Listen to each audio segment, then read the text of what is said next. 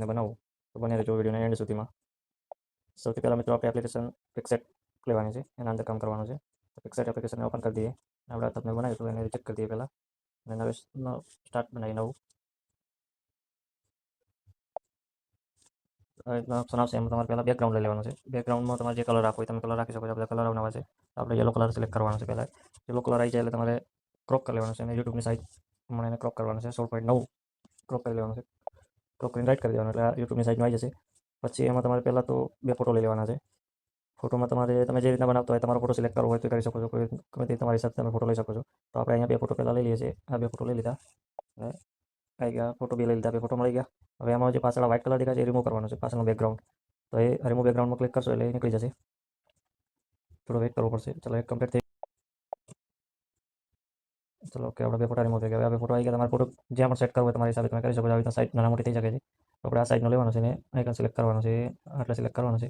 Plus આ બીજો photo છે સિંગર રાજનભાઈ કાપરા, એ ફોટો આપણે અહીં લઈ લઈશું. થોડી ફૂલ સાઇઝમાં લઈએ આપણે, એટલે સિલેક્ટ કરી દઈએ છીએ. ઓકે, બે ફોટો આપણે સિલેક્ટ થઈ ગયા. બે ફોટો લોક કરી દેવાના.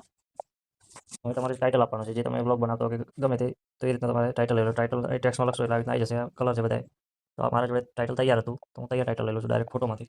મેં પહેલાં બનાવેલું હતું તો આ ટાઈપનું મેં બનાવેલું છે તો હું એ લઈ લઉં છું. તો હવે આ લઈ લીધું. એના પાછળ તમે જોઈ શકો છો કે આ બેકગ્રાઉન્ડ છે પાછળ, તો એને પાછું રિમૂવ કરી દઈશું આપણે પહેલાં બેકગ્રાઉન્ડ.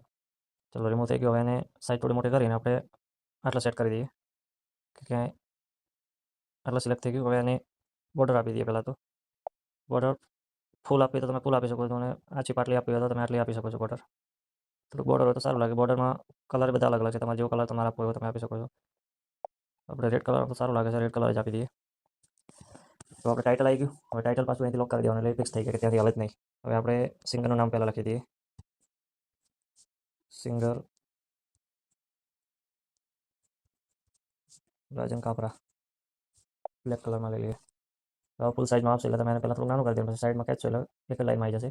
આવું એટલે અહીંથી નાનું કરી દેવાનું અને તમારે એને એડજસ્ટ કરી દેવાનું જગ્યા ખાલી મળે એવી જગ્યામાં. આપણે આટલે સેટ કરી દઈએ છીએ. અને એટલે ઉપર રાખો તો પણ રાખી શકો છો. આગળ ઉપર રાખો થોડુંક નાનું કરી દેવાનું તો પણ ચાલે એવું.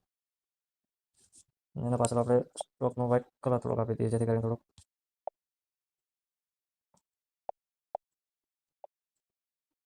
તો આટલી વસ્તુ ઓકે થઈ ગઈ આપણી.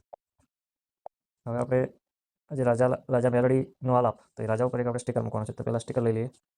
સ્ટીકરમાં તમે ક્લિક કરવાનું, કિંગ લખશો એટલે કિંગના જે બી સ્ટીકર છે તમને બધા મળી જશે.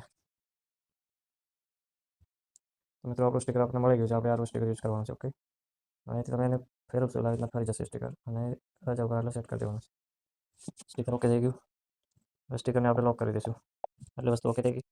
હવે આપણે માતાજીનો ફોટો છે એના પાસે એક સ્ટાર મૂકવાનો છે જેથી કરીને થોડુંક સરસ લાગે. તો અહીંથી ઇફેક્ટ કેન્સલ કરી દેવાની છે અને સ્ટાર લખીશું એટલે સ્ટાર આવી જશે. સ્ટારના જે બી હશે એ મળી જશે આપણને. ક્લિક કરશો લાઈક.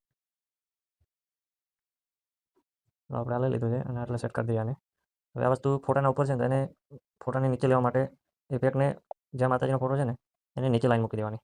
ઉપર ફોટો છે માતાજીનો અને ઇફેક્ટ નીચે લાગી એટલે ફોટાના પાછા સિલેક્ટ થઈ ગઈ. હવે એને તમારે આછું કરવું તો થઈ શકે, ફૂલ રાખવાનું તો બી થઈ શકે. તો ફૂલમાં સારું લાગે છે, આપણે ફૂલ જ રાખીએ છીએ. હવે એને પણ લોક કરી દઈએ છીએ આપણે. ઇફેક્ટ લોક કરી દઈએ એટલે ઇફેક્ટ ફિક્સ થઈ જાય. આટલી વસ્તુ આપણે ઓકે થઈ ગઈ. હવે આપણે રાજનભાઈના ફોટા પાસે થોડુંક ઇફેક્ટ લગાવવાની બાકી છે તો એ લગાવી દઈએ પહેલાં. તો આપણે સાઈડ શો કરવાનું છે થોડું.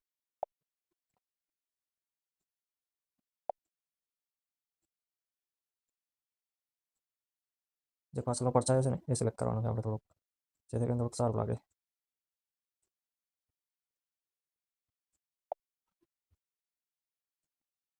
એટલે આપણે ઓકે કરી દેવાનું છે. હવે નીચે તમારે જે બી સબસ્ક્રાઈબ બીજું લખવાનું લખી દેવાનું. હું લખી દઉં છું સબસ્ક્રાઈબ.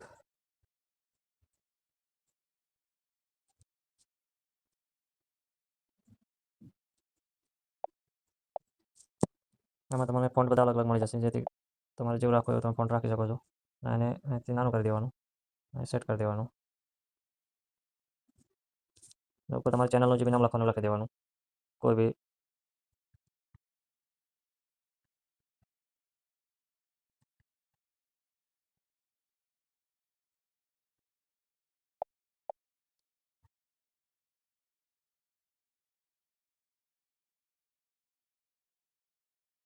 એમાં તમારે ફોન્ટ બદલવા હોય તો તમે બદલી શકો છો. પિક્સર એપમાં બધા ફોન્ટ પર બધા ઇંગ્લિશમાં મળી રહેશે.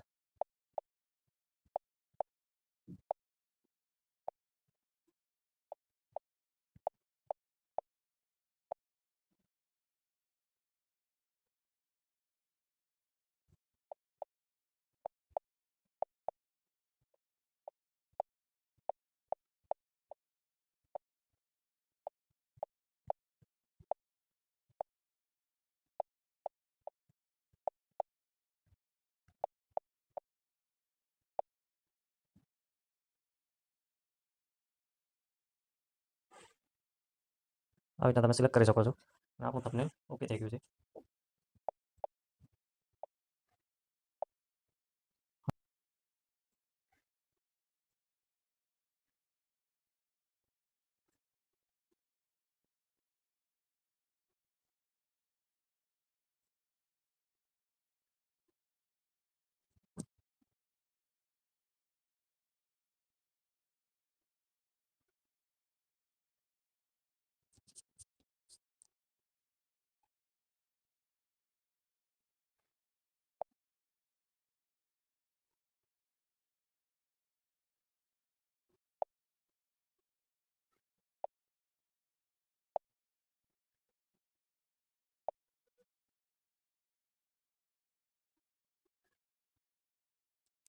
આવી રીતના તમે ઇફેક્ટ પણ લગાવી શકો છો. બરાબર, તો આપણું થંબનેલ ઓકે થઈ ગયું છે.